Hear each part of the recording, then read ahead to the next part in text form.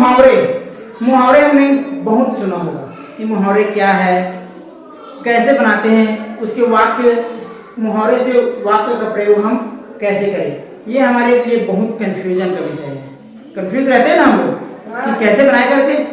तो सबसे शुरू हम मुहावरा क्या है, उसके अर्थ क्या है, उसकी परिभाषा क्या है, ये पहले जान लेते हैं। फिर उसके बाद में इसके जो उदाहरण है, कुछ मुहावरे लेकर के मैं उसको उदाहरण सहित आप लोगों को बताऊंगा। सबसे पहले मैं आप लोगों को मुहावरे के बारे में बता देता हूँ कि वास्तव में मुहावरे क्या है, ठीक है ना।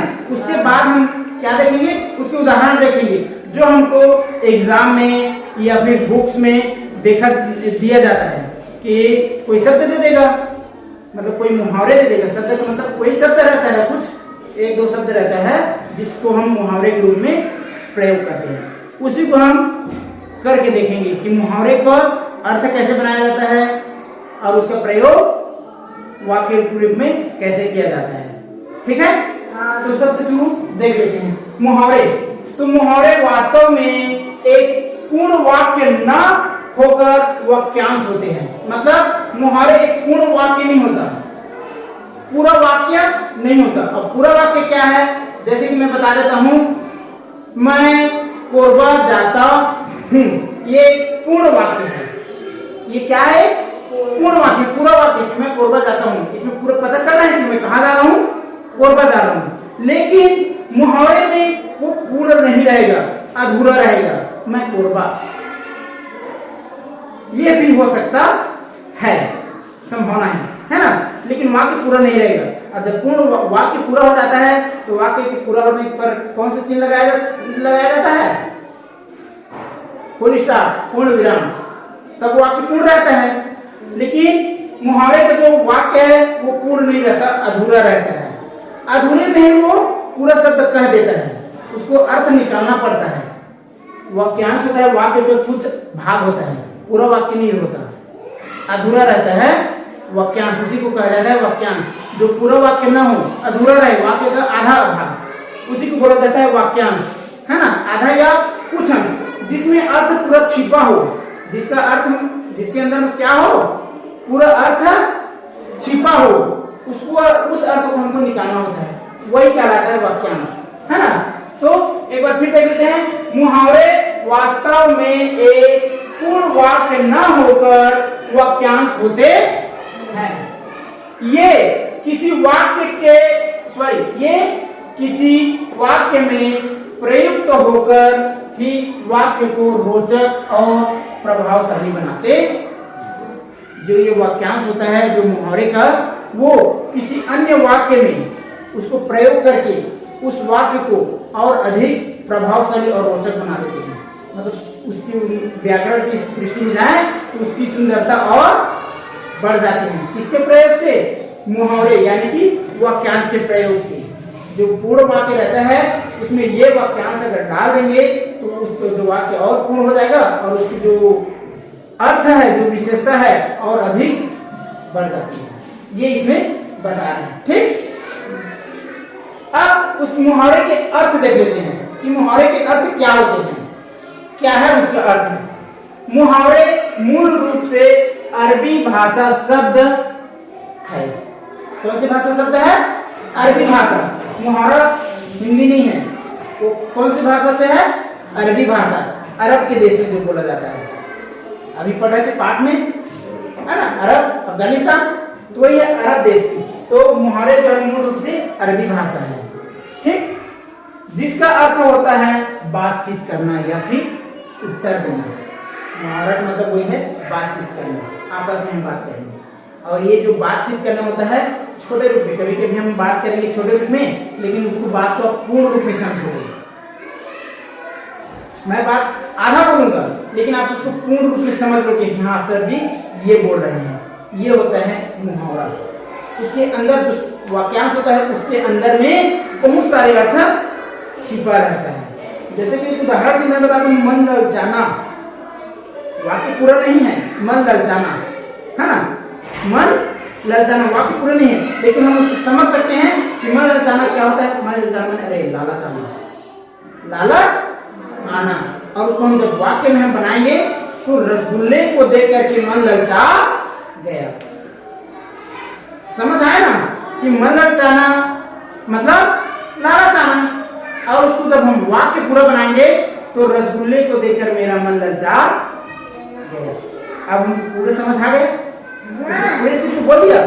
यहाँ पे छोटे रूप में बोले हैं, लेकिन जब हम उसको एक्सप्लेन किए और विस्तार से समझे तो उसमें बता दिया कि किस चीज को देखकर के मन ललचा जाता है, उसी को बोला है लालच आना।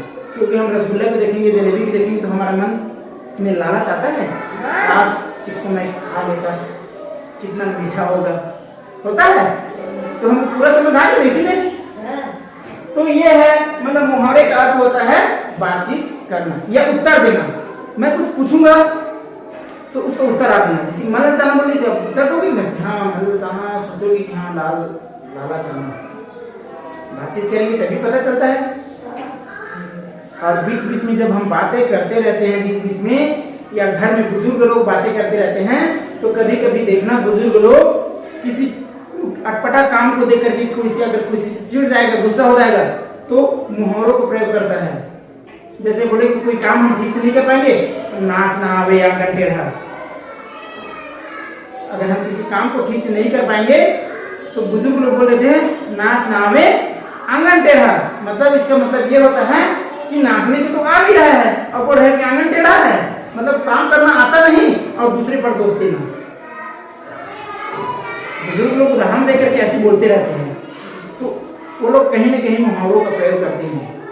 सबसे ज्यादा मुहावरों का प्रयोग बुजुर्ग लोग ही करते हैं, ताना देने के लिए। क्या देने के लिए? ताना देने के लिए कि हमको काम नहीं आता और बड़ा होशियार बने। जैसे बोले ना नाच ना आवे आंगन टेढ़ा। अब देखो मुहावरे की परिभाषा। मुहावरे की परिभाषा ऐसे, सॉरी मैं मिस्टेक कर दिया, ये ऐसे है। ऐसे सुगठित शब्द समूह जिनसे लक्षणाजन्य और कभी कभी व्यंजनाजन्य कुछ विशिष्ट अर्थ निकलता है, मुहावरा कहलाता है। मतलब ऐसे सुगठित शब्द या सुगठित शब्द समूह। शब्द समूह मतलब एक से अधिक शब्द। शब्द समूह मतलब एक से अधिक शब्द जिसमें क्या हो, लक्षणाजन्य हो, मतलब लक्षण कि हाँ ये हो सकता है, अनुमान लगाना। लक्षणाजन्य मतलब अनुमान लगा सकना कि हाँ आगे ये हो सकता है, वो है लक्षणाजन्य।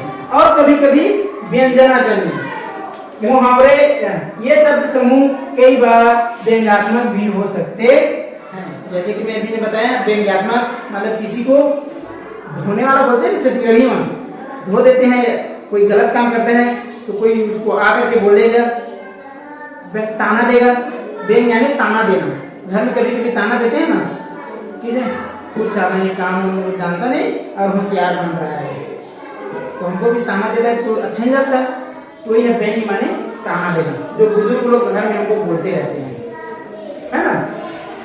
मुहावरे किसी भाषा को जीवंत, रंगीन और सरस बना देते हैं। इनके प्रयोग से भाषा प्रभावशाली और गतिशील रोचक बन जाती। और मुहावरों के प्रयोग से ही जो हमारा जो भाषा है, हमारी जो बोली है, वो और अधिक प्रभावशाली हो जाता है, बहुत अच्छा हो जाता है। इसको हम उदाहरण से देखेंगे तो ज्यादा समझ आएगा। इसको लिख लिए हो तो लिख लो, उससे दो। हमने देख लिया मुहावरे क्या है ना, इसकी परिभाषा और किस भाषा से लिया गया है ना। तो मुहावरे जो है अरबी भाषा की है और मुहावरे का मतलब तो होता है बातचीत करना है या फिर उत्तर देना, है ना। और मुहावरे जो है क्या, हाँ मुहावरे जो है व्यंग्यात्मक भी होता है। क्या होता है? व्यंग्यात्मक यानी कि ताना मारने वाला, है ना। तो अब हम उसको इस उदाहरण से जब समझेंगे तब मुहावरा जो है और अच्छे से समझ में आ जाएगा। तो ये उदाहरण है, हम देख लेते हैं ना। 5 मिनट ले लिया है, मुहावरा ले लिया है और उसका मतलब भी बताया हूँ, उसका क्या मतलब होता है यानी अर्थ, और उसको वाक्य में प्रयोग करके कि हमको उस मुहावरे का अर्थ क्या होता है और उसको वाक्य में प्रयोग कैसे किया जाता है। ठीक, तो देखो पहले तो दे दिया है मन ललचाना।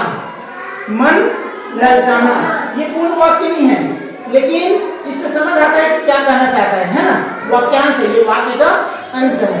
ठीक, मन ललचाना मतलब आता है लालच आना। मन ललचाना मतलब क्या होता है? लालच आना। तो मायने लिख दिए, मन ललचाना, उसका मायने हो गया, अर्थ हो गया लालच आना। अब इसी मन ललचाना को हम वाक्य में प्रयोग किए हैं। किसमें प्रयोग किए हैं? वाक्य में। अब वाक्य तो जानते हो, शब्दों के मेरे को क्या कहा जाता है? वाक्य कहा जाता है। जहाँ अधिक शब्द मिले वहाँ वाक्य बनता है। तो वाक्य में प्रयोग हम कैसे किए हैं? रसगुल्ला देखकर सालू का मन ललचा गया। रसगुल्ला को देखकर के सालू का मन क्या हो गया? ललचा गया, है ना। उसके मन में लालच आ गया कि मैं लाल रसगुल्ला खाऊं। अब ये मन ललचा गया है, जो मुहावरा है वो शब्द आपको वाक्य प्रयोग में दिखना चाहिए, तभी सार्थक वाक्य प्रयोग होगा किसका? मुहावरे का। तो मन ललचाना, मन ललचा है, शब्द है, मिल रहा है यहाँ पे, है ना। यह ललचाना है, यह ललचा, क्योंकि सटीक अर्थ बताने के लिए, वाक्य प्रयोग करने के लिए जाके आप अच्छे से समझ जाओ, उसके लिए ये मन ललचा गया करके मैंने यहाँ पे वाक्य का प्रयोग कर दिया। और ये मन ललचा गया जो मन ललचाना का रूप भी है? ये वाक्यांश है और ये पूर्ण वाक्य में उसका प्रयोग हो गया। ये पूर्ण वाक्य है, ये पूरा वाक्य है, इसमें पूरा समझ रहा है ना कि किस कारण मन ललचाया? तो रसगुल्ला को देखकर मन ललचाया। किसका ललचाया? तो सालू को मन ललचाया। तो ये वाक्य क्या हो गया? पूर्ण हुआ और ये वाक्य का अंश है। अब अगर इतनों को छोड़ देंगे तो ये वाक्य का अंश हुआ, वाक्य का भाग हुआ, थोड़ा सा भाग हो गया ना, अंश यानी भाग। तो अब पूरे को लेंगे तो ये पूर्ण वाक्य हो गया। तो यही है मन ललचाना का। ठीक है, वाक्य प्रयोग। अब दूसरा देखेंगे, ढिंढोरा पीटना। ढिंढोरा पीटना, तो ढिंढोरा पीटना का मतलब होता है खबर फैलाना। खबर फैलाना, खबर फैलाने का काम कौन करता है? जो गांव में कोतवाल होता है वो ढिंढोरा पीटता है, चिल्लाता है तब तक चारों तरफ। अब इसको देखो, इसको वाक्य में प्रयोग किए हैं। वाक्य में प्रयोग, मोर ने सारे जंगल में रंग रोगन के लिए ढिंढोरा पिटवा दिया। वाक्य में पढ़े थे, मोर ने जंगल में ढिंढोरा पिटवा दिया, सभी आए रंग रोगन कराए, तो ढिंढोरा पिटवा दिया। ये जो वाक्य है, उस वाक्य में वाक्यांश के रूप में हमने ढिंढोरा को लिया, जो कहाँ पर है? ये मुहावरा में। उस मुहावरे का जो शब्द है हमने यहाँ लिया है, तो इसलिए मुहावरा का जो वाक्य है पूर्ण हो गया, हमने वाक्य का प्रयोग कर दिया। ठीक, उसी तरह से तीसरा है खुशी से झूम उठना, मतलब अत्यधिक प्रसन्न होना, अधिक खुश हो जाना। अब इसका वाक्य प्रयोग है, अर्जुन को खिलौना मिला तो वह खुशी से झूम उठा। अर्जुन को खिलौना मिला तो वह खुशी से झूम उठा। तो ये खुशी से झूम उठा वाक्य में आ गया। और यहाँ पे है वाक्य में आ गया, मतलब जो वाक्य, जो मुहावरा होता है, जो मुहावरा का जो वाक्यांश होता है, वो मुहावरा होता है, वो हमारे वाक्य के जो प्रयोग करेंगे उसमें झलकना चाहिए, दिखना चाहिए, तभी मुहावरे का वाक्य प्रयोग सार्थक कहलाता है। ठीक है, अब हम देखेंगे चौथा, मुंह में पानी आना, मतलब ललचाना। होता है मन में, मुंह में पानी आता है। मुंह में पानी आता है, किस लिए मुंह में पानी आता है? या किसी चीज को खाते हुए देखेंगे, या कोई चीज को या किसी को खाते देखेंगे तो आएगा, या खट्टी चीज देखेंगे तो आता है। तो देख लीजिए, उसी को मैंने वाक्य में प्रयोग किए हैं। अब वाक्य में प्रयोग क्या किए हैं देखना, इमली देखकर प्रियंका के मुंह में पानी आ गया। इमली को देखा तो प्रियंका के मुंह में क्या आ गया?